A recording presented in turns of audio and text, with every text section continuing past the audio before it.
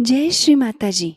आज के सामूहिक ध्यान सत्र में उपस्थित सभी सहजी भाई बहनों का हार्दिक स्वागत है। ध्यान की शुरुआत कुंडलिनी चढ़ा के बंधन लेते हुए करेंगे।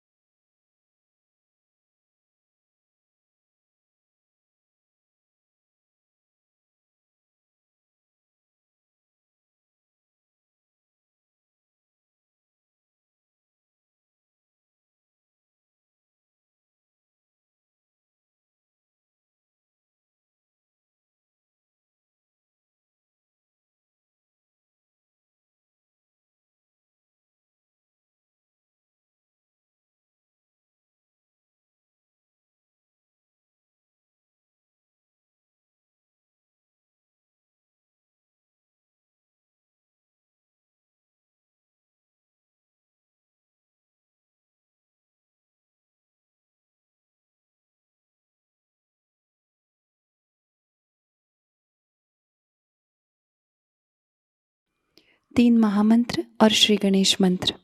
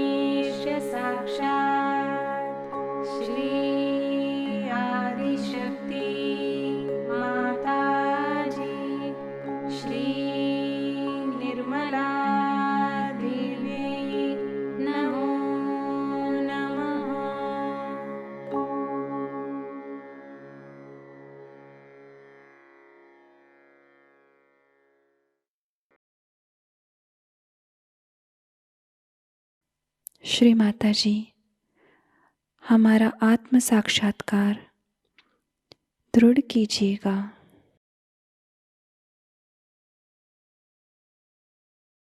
पूरा चित्त हमारे सहस्त्रार में ही रखेंगे।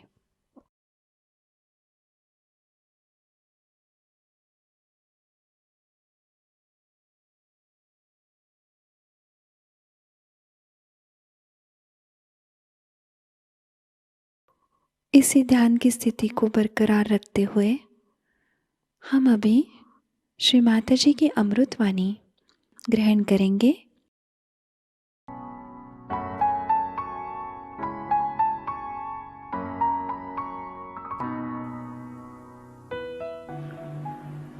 Today we are here to celebrate Mahashivaratri.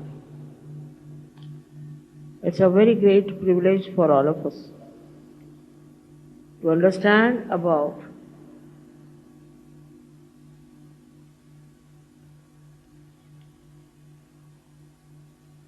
Shri Mahadeva.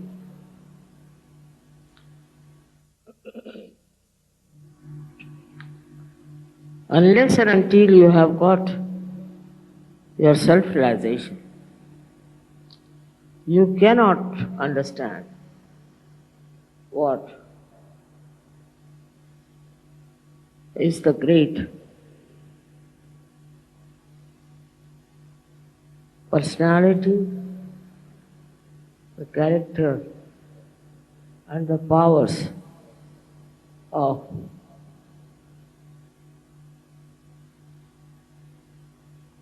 Shri Mahadeva.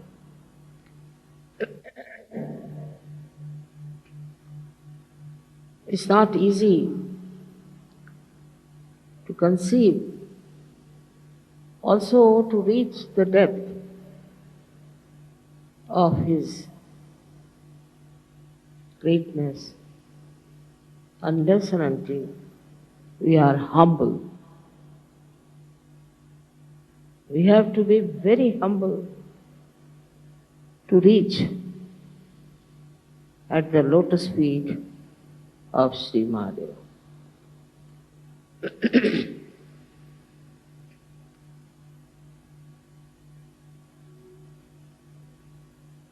As you have seen that one has to cross even the Sahasrara to be at the lotus feet of this great personality.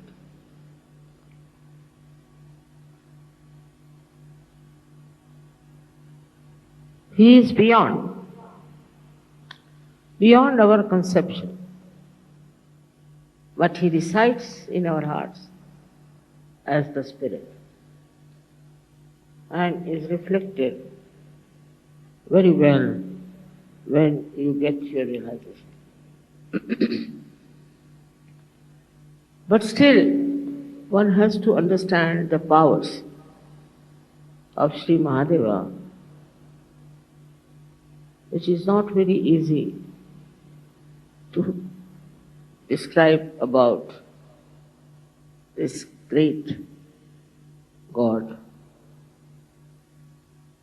in little words.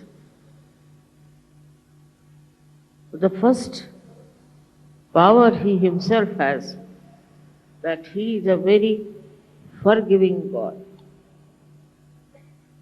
He forgives. He forgives us so many of our sins, so many of our destructive activities, our horrible mind which tries to create problems for everyone. Up to a point. But he has the greatest power to destroy. His destruction comes so suddenly because he rules all the elements. All the elements he rules. He rules the Mother Earth and he rules all other elements. Through their causal, he rules and he can destroy everything that he wants to if he finds there is problem.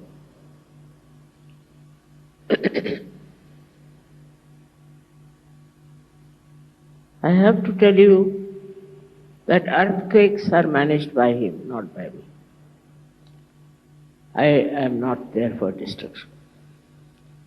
He is the one who sees what's happening on this earth, what's happening to the human being. I'll give you an example of Gujarat. Apart from anything, Gujarat people are very money oriented. They are worried with the stock exchange, this, that, all the time, money, money, money, money, money. Even if they are abroad, they are extremely money oriented. Sometimes I am surprised. It's impossible to talk to them about Sahajayoga. And they like artificial type of things like some gurus or somebody. I don't know from where did they get this. Whatever it is. We have a state called Bhavnagar in Gujarat. Bhavnagar people came, they brought for me those silver slippers, padukas, to be vibrated. I was surprised. I was happy at least that these people are thinking about it. So they did a puja, they did a havan in Bhavnagar and also in Baroda. These are the two places were not touched even by the bhukamp, by the earthquake. Can you imagine? And Surat, which is very much distant, was absolutely shattered. There are Sahajogis, very few. All of them were saved. And their houses also did not move. This is between the protection of your mother and the wrath of God Almighty. One has to understand this very well, that He has powers over all the elements. I went to France, and there some people in France tried to trouble me. And all the media got after me. And on the television, everywhere, they were saying all kinds of things against me. I knew something would go wrong somewhere. And suddenly from the sea, a big, I don't know what to call it, a big storm started. Suddenly, no one knows why. And two ships were completely sunk. And those people who went to rescue them got cancer. Then it came, this storm started moving fast. And all the churches lost their top heads, I should say. All the churches lost it. So many priests' houses were ruined. And it traveled and came up to the place where I had purchased a very big castle. Just stopped at the brink of it. Now, it's not my doing, I must tell you. But this is what He does. Though He is very forgiving, He is extremely kind, He is blissful, but you should be aware of His powers. All those powers are used to protect my work, I should say. It goes too far. And it is to show to people that they shouldn't obstruct the work of spirituality. It should be real spirituality. It should not be somebody like a false guru coming up and showing some magic or talking something about some far-fetched things. But the real spirituality, if you have, the protection will be always there, and Shiva will be very busy. He is extremely blissful. And what does he give you is even more beautiful than you could think of. He is extremely forgiving. I should say he is the source of such forgiveness. If you have forgiveness in your heart, he resides in your heart. Otherwise, gradually you start developing very difficult type of diseases. Say, if you are forgiving, your heart runs very fast. No one can touch your heart. You cannot get heart attacks. But if you are tolerating, suffering, and taking many things as a power of your own, doing wrong things, and forgetting about God, then you also start developing a very weak heart. So one side is that you develop a heart which is extremely aggressive and can become like Hitler's heart. Under any kind of pretensions, if you start torturing someone, your heart becomes solid, and then you can get a tremendous, massive heart attack, and all the troubles follow. This is inevitable.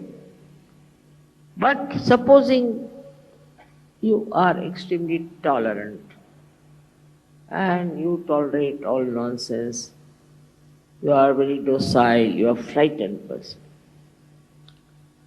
If you are frightened and because of fright you do that, you can develop another kind of a heart we call as angina, where the blood supply is less and ultimately you develop a kind of a guilt and you lead a very mediocre life. So this second thing also is very visible among people who think they are very, very tolerant. I am saying that tolerance is all right because of spirituality, but not because you are frightened and you are afraid of something. If you are a Sahajayogi, you have no business to be afraid of anything.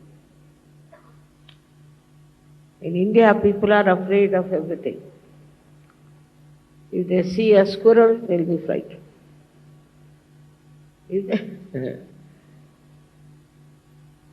If they see a lizard, finished.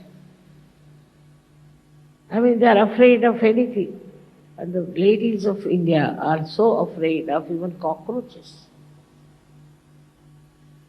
This kind of temperament is absolutely stupid, because that makes you a kind of a person who is prone to angina. What is there to be afraid of? If you are a Sahajayogi and Sahajogini, you are not to be afraid of it. They are afraid of rats. all kinds of nonsense, and they boast of it. And they talk about it. Here the heart is becoming weak and weak and weak.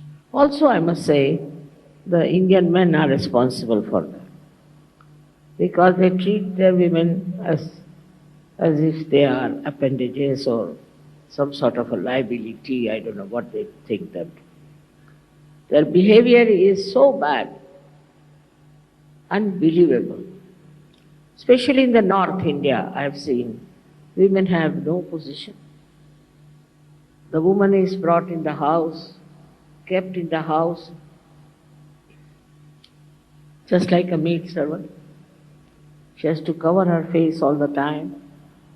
She doesn't have to go out anywhere without permission. It's terrible. Some people say it is the Muslim influence or whatever it is. But when you believe in eternal life, in spiritual life, you should not be governed by any such nonsensical atrocities. And that's why I feel that you really need the emancipation of women in India. They are very good, they are very tolerant, they are very sweet, but they develop all the bad diseases, all the mental diseases, because they don't know their own value, they don't know their own self-respect. And on this I have already spoken at length. Why should men behave like that? Because I think in our country we have at least 70% are women. And the 70% people's energy is wasted in the North India. I don't know what they think of themselves. And then they are punished. All such countries can never prosper, because women are the Lakshmis. But they have to be Lakshmis also. They have to behave like Lakshmis. But some of them come up like this that you are shocked. How can they be women? They look like devils. So it's such an imbalance in the society, which is punished again by Shri Mahadeva. He is very kind, and he looks after the people who are suffering. And he tries to punish people who make them suffer. It is his quality to help by destroying people who are aggressive. He doesn't talk of in Kundalini. He doesn't talk of self-realization. He just punishes them nicely in such a bad way that is shocking. And he relieves sometimes people like, I've seen many women who live like this, suffer so much. They die much earlier than their age. All this one has to see in the right perspective. He's there to protect, of course, but more to destroy. He protects all kinds of animals, all birds, all the nature he protects. He is the one who brings all the joy of spirituality. But if you try to become aggressive, then he is the one who will destroy. Sometimes he gives more long rope to her hand. And so people think we are all right, they satisfy themselves. On the contrary, in the West I find the women are ruling the men more than the men. Very surprising. I don't know how they have handled the situation. But they are ruling all the time. And the men have to be under their thumb. I don't know how they have managed it. But they do it. They are not humble. They don't love. And they will go on divorcing their husbands all the time. They do not love. They don't know what is love is. But also, I've seen men don't understand what love is in India. They don't know how to love their wives, which is a life partner. How to respect. They don't understand. There, then comes a great wrath. And this wrath works in so many ways, in creating horrible diseases and in creating problems and problems for such men.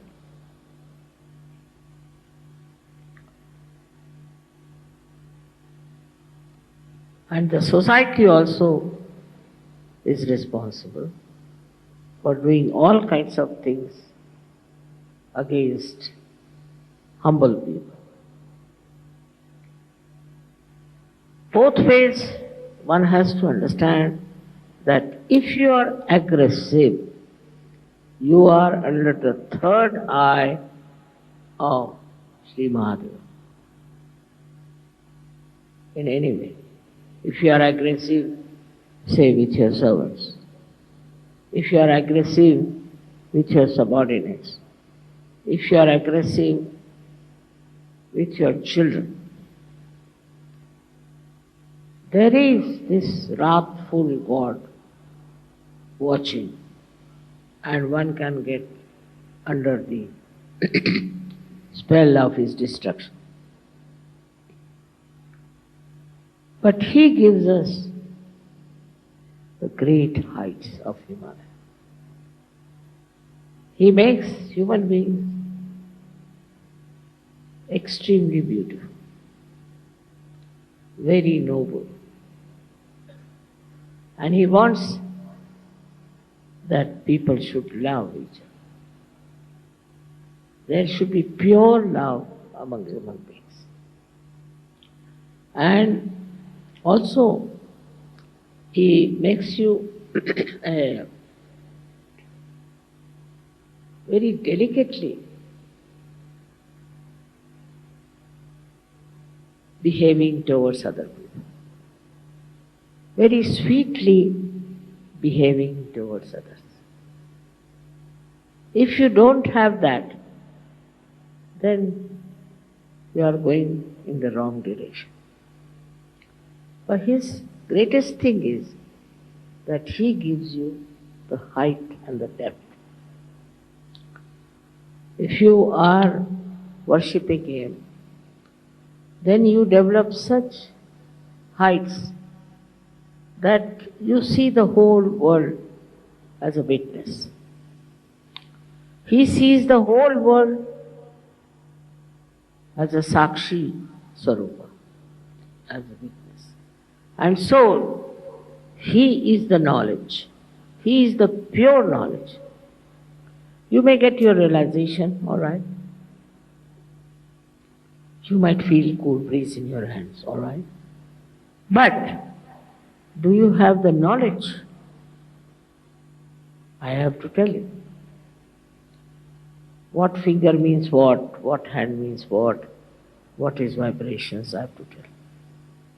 He is that knowledge. He is the pure knowledge, complete knowledge of the highest level.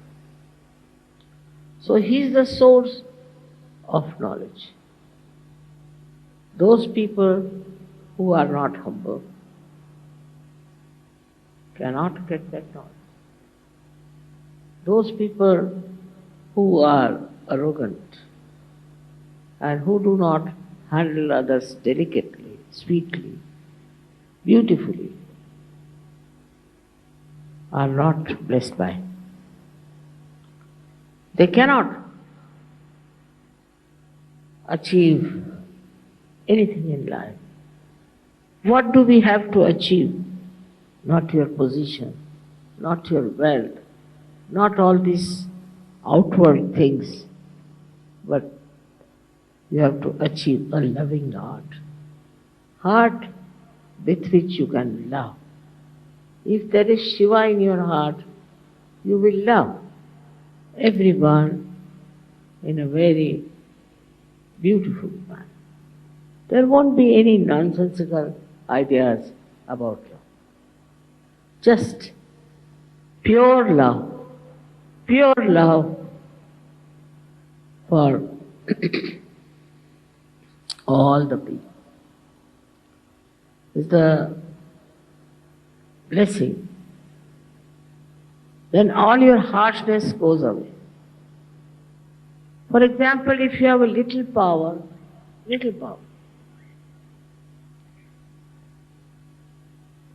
so you start to misusing it. Look at Shiva. He has so many powers. If he starts misusing, there won't be even a blade of grass left on this earth. How much we are sinful, selfish, you know that. But still he gives you a chance. So let's see, they might improve. And he is extremely generous, extremely generous. He is very forgiving and also extremely generous. Now supposing there are people who are living in a desert and they are very good people and they are suffering because they are living in a desert. He will create oases for them. He controls the Mother Earth. He can do everything to make them happy if they are spiritual, if they worship Him. But human beings are so stupid that they go on fighting also in the name of God. Like in the south we have two types of people. One who worship Shiva, another who worship Vishnu. Can you imagine? Vishnu used to worship Shiva. Nobody is higher, nobody is lower. It's so important. Everything is so important. But they used to fight on this point. If they are worshipping Shiva or they are worshipping Vishnu, and nowhere near the reality they were. They did not what was the reality, nothing. Just fighting. In the name of God, those who fight, Shiva comes on them and his trident hits them. You are not to fight in the name of God, but you have to love and understand. So this fighting in the name of God is a nonsense. Not only that, but it's very, very dangerous. All such people who will do that will be destroyed. It is self-destructive. Such people will be destroyed completely. So, you should understand that in the name of God you have to love. You have to understand. You need not tolerate nonsense, it's different. But you have to love people, spread your love. Gradually this love can go all over the world. And then the vision of mine I can see working out. But if there's fighting, there's hatred, there's all kind of aggressiveness, these are all against Shiva, and such people will be destroyed. What will I do with them? What can I do if they are destroyed? If they are very money-oriented, materialistic people, they are not loving them. They love you only for money. All such people will be destroyed. No doubt. One should be not only humble, but should be extremely loving. To get the blessings of Shiva, you have to be extremely loving. Such people may not be very cunning, clever, may be very innocent. Must be. Because when you love somebody, you want to help that person. I have suffered myself. I have tried to help people and they have deceived me. So what? That's their nature and they are destroyed. What can I do? I didn't ask them that you deceive me, but they deceived me. I don't know why. And I've been very kind and nice, still they deceive me. So then the destruction follows. What can I do about it? I don't want anybody to be destroyed. I love this creation of mine and I don't have any way of protection them if they are destructive. Because there's another great power who can destroy them. This is absolutely, my mind is a helpless condition sometimes I feel. And I don't know how to express, but one has to understand as Sahaja that with Shiva's love and his blessings, you can become extremely loving, extremely generous, very, very sweet and innocent like children. You have to be innocent. There's no need to be very clever and cunning. And you'll be amazed how your innocence will be protected. If you are innocent, you don't have to worry. There's a power. There's the third eye of Shiva who is looking after you. Wherever you are going, he is with you. That doesn't mean that you become stupid. Doesn't mean that you are not practical. All that is taken over, all the practice, right, by the power of Shiva. His guidance, his love, his kindness, you can see at every step. But first of all, watch your steps. Are you aggressive? Are you troublesome? Do you say harsh things to others? Or are you humble? Are you gentle? And if you are kind, he is very much pleased with you. In the nature, it is his rule that works. And they are so systematic. They live with understanding of each other. For example, if you go in the jungle and it is absolutely quiet, don't hear even the birds twittering, then you should know there's a tiger sitting somewhere. Because he's the king. They know they have to obey, and when the king is there, his protocol is there. They know automatically what is the protocol of the king. Nobody would be even moving if he's there. He sits in his majesty. Then in 1 week or maybe by 15 days, he'll kill one animal. He has to eat. Kills one animal, then he and his family, they eat first. He waits for some time, of course, for the blood to ooze out.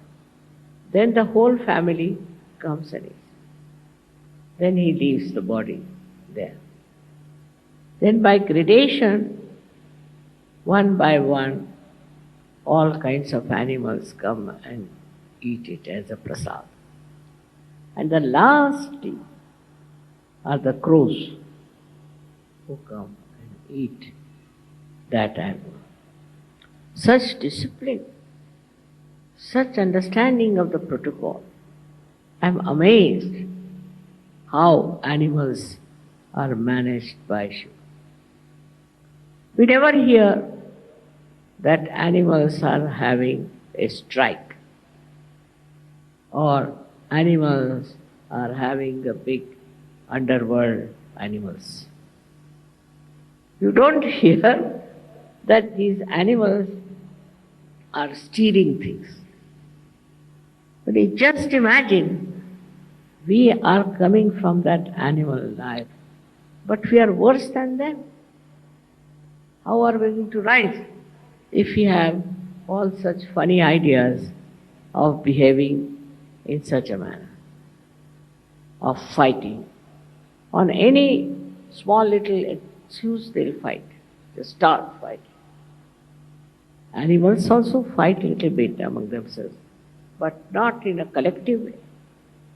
They don't do it in a collective way as we do it here, and we do not. It's really, at the slightest provocation, we get into groups and start fighting. They get into groups, but they don't fight. What is the thing among them? Everything is so much understood by animals. Why not for us also to understand the law of nature? It is Mahadeva who manages that all the nature's law are to be obeyed. Even the Mother Earth, the sky, everything is looked after by him. He does nice, beautiful things for us. With the changing of the seasons, he creates these beautiful flowers, he creates. All that is soothing, joy-giving and beautiful, he looks out. He gives us to see what nature has given us and tries to please us, keep us happy, entertain like an innocent child. But while we are in our arrogance, we have our reactions to everything. You see a carpet, you say, I don't like it. Especially in the West, is a common thing to say, I don't like it. Who are you not to like something or to dislike something? What do you think of yourself? It's very common.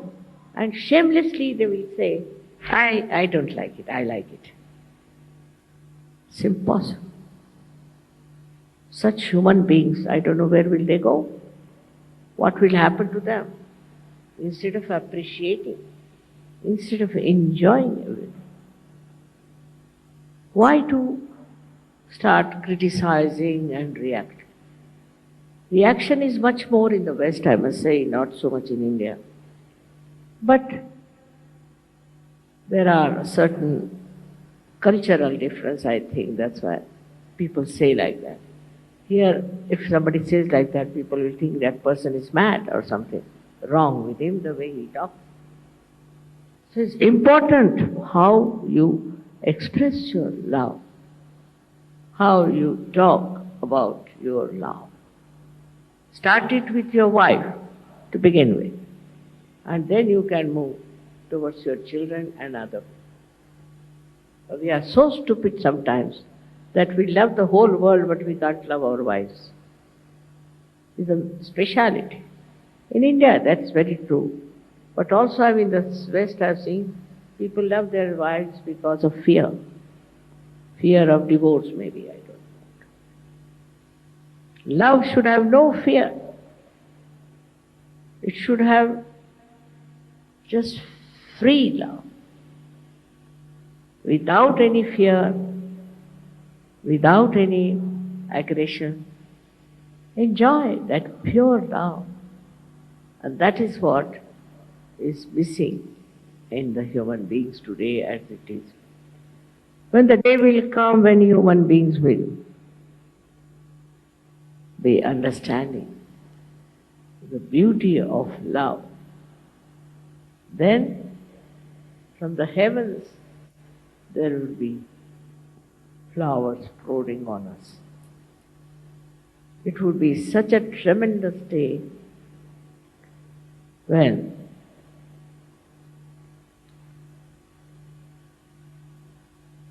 Mahadeva will be able to close his third eye and would be peaceful in his heart. It's my vision. It's the future for you to see how peacefully you can talk to me, how sweetly you can love others, how much you can give to others. For example, they have to give something, they'll go in the market and buy the cheapest, the rottenest thing for giving. That's not the way. You must buy it small or big, whatever, out of love. That should talk about your love, tell about your love, and not about your money, what you have spent. It's very common nowadays, even in India, that people try to show how much they are worth, what they wear, how they dress up. For what? For what? I've known such people, very many.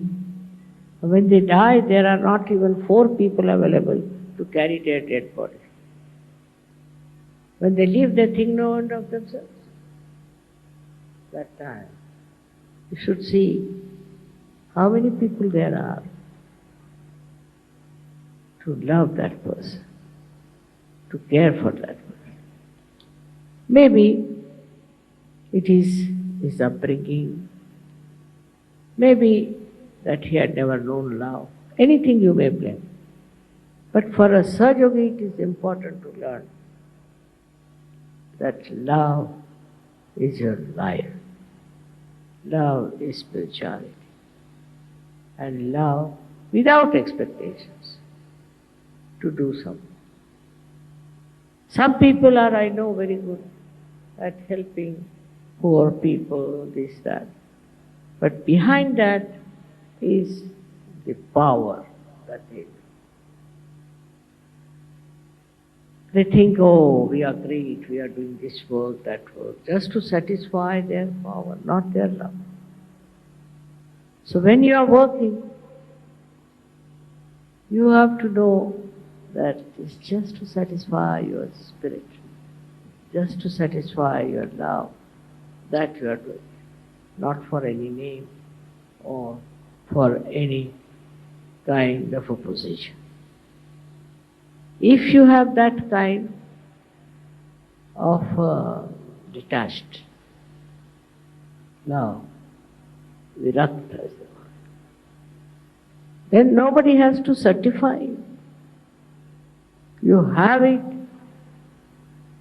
and you are enjoying it. It is unfortunate I have to speak in English language.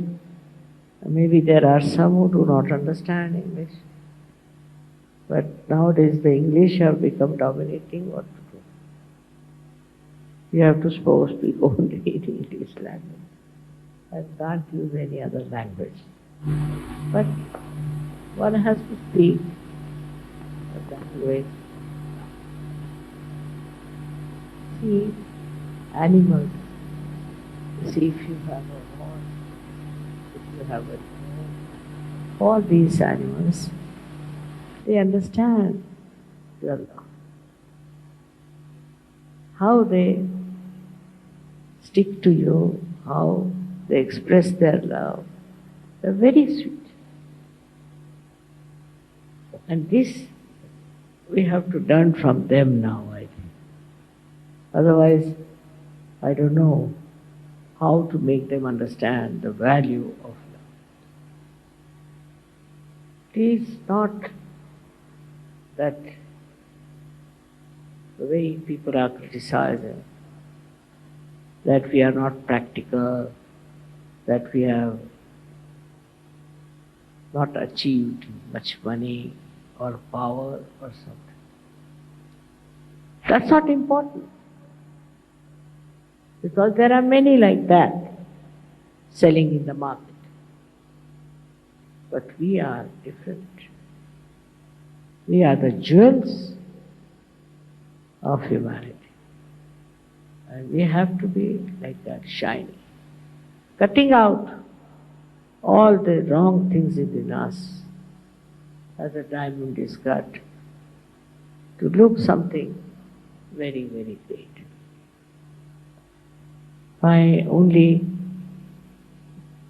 If I have any desire, is that try to follow the qualities of Shri Mahadeva. How great he is, how detached he is. Detached, absolutely detached. He lives with bones and things like that. He's not bothered about where he lives, what he lives with, what he has, nothing. So detached. We should be detached like that. At the same time, we should be very loving like him. Extremely loving. How his heart is full of love for us. How he looks after us. I'm warning you because I know you all love me very much. But you should also love each other. Should have a loving heart and have satisfaction in loving others. If you could develop that, your height will grow, your depth in Sahajayoga will grow. It's all right.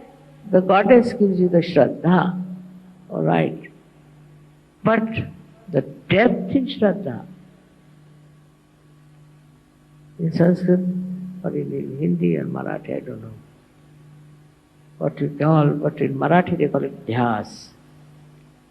Just deep into that love, drenched into that love, enjoying that love, then you don't want anything. What do you want? You got everything. So what do you want now? Just like the greatness of Shri Mahadeva is so great that he is detached. What does he want? I mean, nothing is greater than him. Nothing is more important than him. Then what does he want? He doesn't want anything. That's why he's detached. This detachment you have to develop. But at the same time, he is the Lord of all the arts, of the music, of the rhythm. The other day you saw these boys were playing the rhythm. The whole rhythm of everything he creates. The rhythmic life that we have, we are not yet aware of it. See, a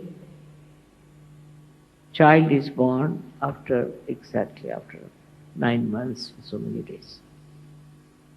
Who keeps this rhythm? Then we get, say, certain flowers at such and such time. Then we get in the nature all kinds of these seasons. Who keeps the rhythm? He's the one who is nothing but rhythm. And that rhythm is kept up. In the nature, in everything, there's a rhythm. And a rhythmic person is the one who has a very large heart. It's like an ocean. You get just that rhythm disturbed immediately if you find somebody is being very cruel, very bad and all. But in a smooth, beautiful, peaceful lake, there is no ripple at all. It's just love. And then at that time, if the rhythm, the silent rhythm of that heart is broken, then Shiva takes charge. So, one has to have a complete sense of the rhythm of time, rhythm of nature, rhythm of everything. People don't know even the names of the flowers. They don't know what these flowers are, what time they come up. They have no idea what is the rhythm of their living. Nobody is bothered. All over, if you see, there is seasons and things. It's all the rhythm. Like he's playing a big tabla or a pakwaj on which he plays all the beautiful tunes of all the seasons. And that's how the nature flourishes and comes up and then subsides. We do not see that point. We just are bothered about us. Like we'll ask, how are you?